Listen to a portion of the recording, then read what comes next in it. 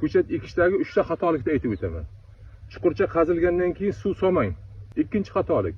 Buni ko'chatni yosh ko'chatni tagiga gung solmang, gung. Gung oqqurt chaqiradi.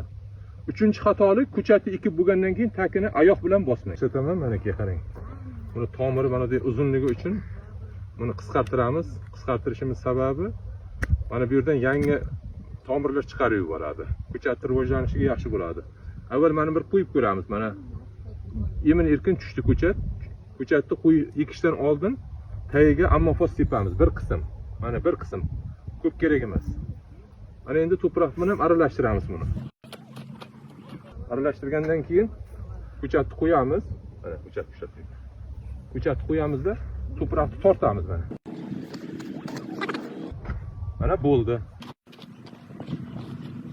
Ana endi bunga suv solamiz. Buni tayini bosmaymiz. Daraxtni tayini bosmaymiz ko'chat ekkandan keyin. Agar daraxtni tayini bosaydigan bo'lsak, ana bu sancha bo'lib qoladi. Ham qotib qoladi, suv tomirga yaxshi olib bormaydi. Ana bu suvni quyganimizdan keyin mana qarang. Mana shunday loy qilib tomirga yopishtiradi uni. Mana bo'ldi.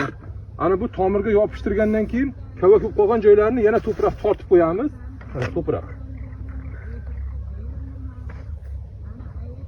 Bo'ldi, ana ko'chat ekildi. Ana buni tayini bosish mumkin emas, mutlaqo mumkin emas. Har qanday ko'chatni tayini bosish mumkin emas.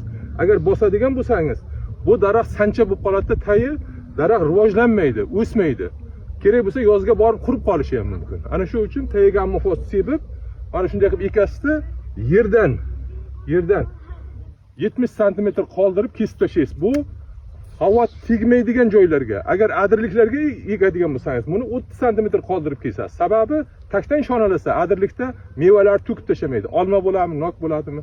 Ana shunday bo'ladi. Bizning bog'dorchilik sirlari kanalimizga obuna bo'ling. Mana shu ko'chatlar haqida ma'lumot berib boraveramiz.